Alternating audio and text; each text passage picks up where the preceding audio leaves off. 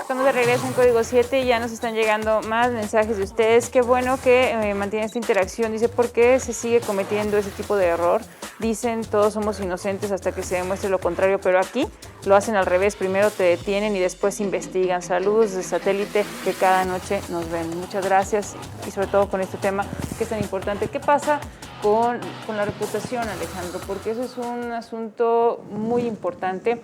Todos tenemos una percepción de alguien que ha estado interno, alguien que ha sido privado de su libertad. ¿Cómo ha sido para ti esta experiencia? Bueno, más que nada, la reputación. Cuando tú entras a una prisión, cuando te detienen y todo esto, como en este caso que fue el mío, que yo llevaba 7 años trabajando para la empresa, esa empresa pues se dedicaba a la exportación de calzado, era una empresa reconocida. Yo era una de las personas que trabajaba ahí, yo tenía 7 años trabajando ahí, nos conocíamos todos, desde las personas que trabajaban en la limpieza, las personas que era la clase que laboraba obrera, luego después administrativos, hasta llegar a ejecutivos, todo eso, todos nos conocíamos. Cuando pasa esto, la gente dice, ¿con quién estuvimos trabajando todos estos años? Era un asaltante, a lo mejor era un asesino. ¿Dónde queda tu reputación? Hubo gente que me preguntó, ¿no serías tú? ¿De veras no fuiste tú? Llega el momento en que yo mismo dudé, dije, ¿y de veras no lo hice yo? Gente se alejó de ti también después. Sí, hubo mucha gente que se alejó, pero te das cuenta de que pues en realidad es bueno, porque te das cuenta de que nunca estuvieron contigo, que se van por, a lo mejor todos tenemos el derecho, el beneficio de la duda, pero sí te daña mucho. Yo cuando fuimos a hacer el documental a León, hubo gente que me miraba porque tuvimos que hacer unas tomas en la empresa, y hubo gente que me miró y sí te ven con desconfianza, sí te ven como que, mira, es el asaltante. O sea, todavía lo creen, todavía piensan. Entonces, dices tú, bueno, pues esa fue una. 2, cuando tú pierdes aquí, por todo esto, familia, tu trabajo, muchas cosas. Yo ahí perdí muchas cosas, pero como quiera ya las demás son esas, pero tu reputación, a fin de cuentas, ¿cuándo la vas a limpiar? A pesar de que ahorita se diga, es inocente, la gente va a tener siempre esa duda. Y porque tú lo vas a cargar toda tu vida, aunque tú estés seguro de tu inocencia, aunque sea un hecho, aunque esté ya demostrado, es como si tuvieras que ir con todas las personas y estarle entregando un expediente, claro, y darle tu explicación. Sí, exacto. Entonces, ¿qué nos lleva a pensar sobre el sistema? Ahorita también en el corte preguntábamos, bueno, si alguien quiere reaccionar y dice, las personas que estuvieron detrás de mi detención deberían estar también sometidas a algún proceso, ¿qué pasa con estos organismos internos? ¿No funcionan? Primero, hay que entender que como tu profesión de licenciada en comunicaciones, como abogados, salimos de un alma mater, de una escuela, de una facultad. ¿De dónde salen los policías investigadores en México? ¿De dónde se producen los grandes detectives que debe de haber en México de la investigación criminal? No hay una escuela, hay academias incipientes de policías, pero no existen academias que formen a detectives verdaderos en México con esa capacidad de investigación criminal. En otras partes, todo mundo inicia como policía preventivo y con el tiempo van ascendiendo y después se van derivando a ser detectives para entrar en esta etapa. En México no existe eso, entonces tenemos ahí un problema de profesionalización. Y lo que tú dices, dentro de las instituciones de procuración de justicia, el servicio civil de carrera, pues más que nada queda en una forma únicamente, pues en un reglamento, en una ley orgánica, pero en la realidad no se practica. Entonces ves gente que tiene muchos años ahí sin que en verdad haya una rendición de cuentas, unos procesos de evaluación que digan si sus trabajos son apegados a derechos, son profesionales. Entonces pueden estar cometiendo tropelía tras tropelía, abusos de autoridad, violaciones, torturas, privaciones ilegales de la libertad, pero ahí siguen. ¿Por qué? Porque no existen algunos controles que permiten identificarlos. Más bien, no hay una sanción. Eso en el supuesto de que las procuradurías pues no tuvieran el control. Pero ¿qué pasa con aquellas procuradurías que fomentan esas prácticas? Es un buen policía, es torturador, sabe privar de la vida, hace ciertas cuestiones fuera de la norma, pero da resultados. Eso lo hemos oído durante mucho tiempo y José Mario de la Garza también, de que necesitas de esos policías duros, ¿no? Que rompen la regla y que pueden dañar a Alejandro, pueden dañarte a ti o cualquiera. Yo siempre he dicho que estar en la cárcel es muy circunstancial y máxime con un sistema penal mexicano. Con aquellos policías que actúan con dolo o sobre todo con instrucción de hacer tal o cual cosa o de inculpar o de sembrar evidencia, que esa es otra de las partes. Entonces tenemos ahí un problema de profesionalización, de servicio civil de carrera, de controles de inspecciones generales, de asuntos internos. Tú estás muy joven, pero hace muchos años hubo una película que se llamaba Sérpico, con Al Pacino. Eso tiene que ver porque así inician los asuntos internos, el policía del policía, órganos independientes, que como decía José Mario, son esos contrapesos que están dentro de las instituciones para evitar que haya estos abusos de autoridad.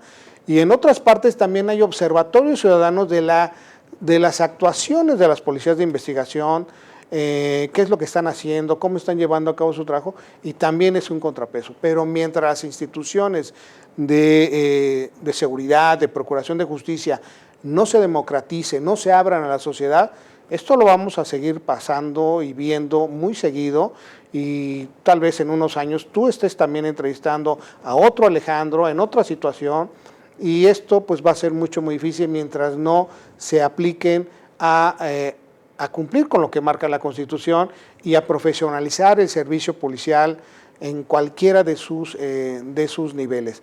Te comentaba hace un rato que cómo iniciaron los custodios en un momento dado.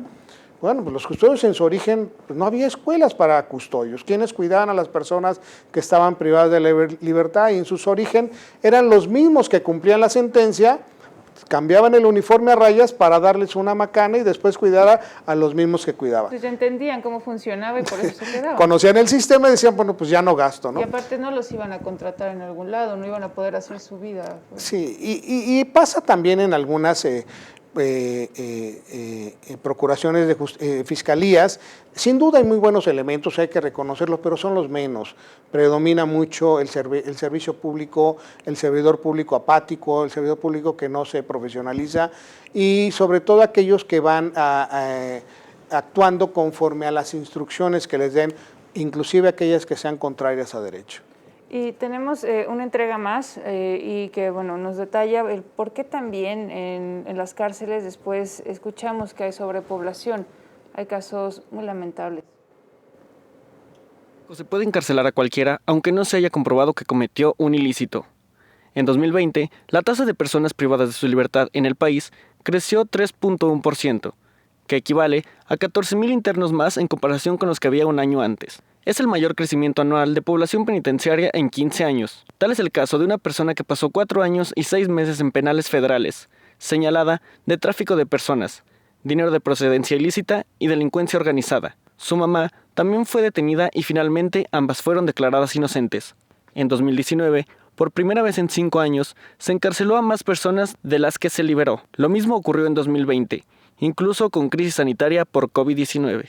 Datos del aumento en población penitenciaria arrojaron que el crecimiento ocurrió en personas recluidas sin sentencia, con una tasa que pasó de 86.9 personas presas por cada 100,000 adultos en enero de 2019. En el caso de robo, lesiones, portación de armas o drogas, la cifra de personas encarceladas sin que se les haya probado el ilícito supera a la de condenados. Con imágenes de Luisiana Rodríguez, Maximiliano Vázquez, Noticieros Canal 7.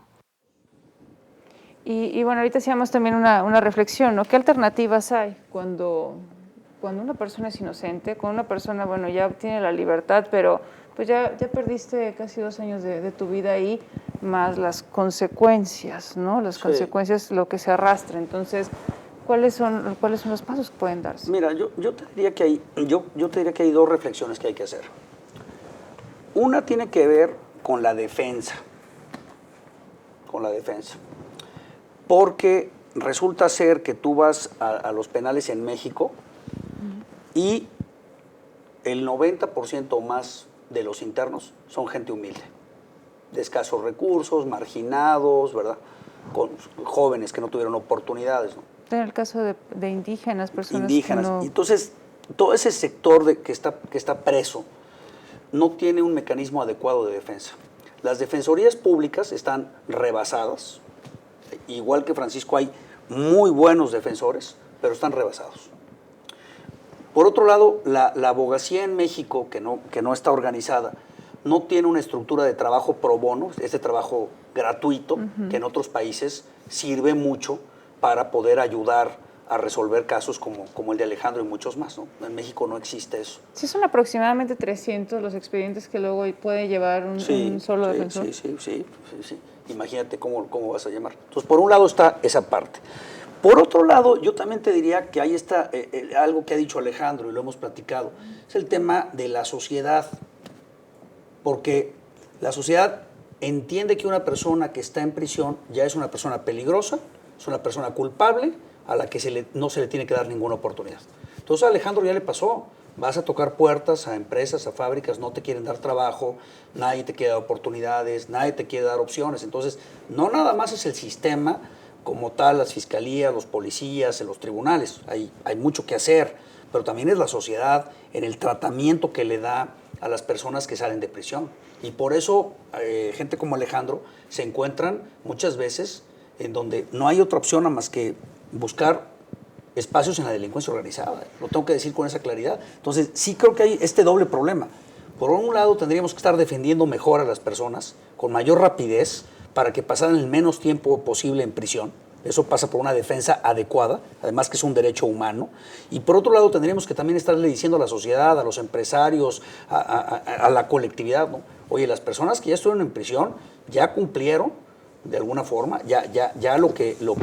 los errores que pudieron cometer o no, pues ya se resarció y ahora tenemos una corresponsabilidad para que haya una integración. Eso no se está haciendo. No hay programas, no hay educación sobre esto, no se ha dicho. Entonces, pues sí, la problemática, tú ves, nos ha tocado en Renace, gente que sale de la cárcel y me han dicho a mí, oye, yo preferiría estar adentro, porque las condiciones en las que se opera afuera son en donde no hay nadie que me dé una oportunidad y quizás velo de esta forma tan desgarradora, ¿no?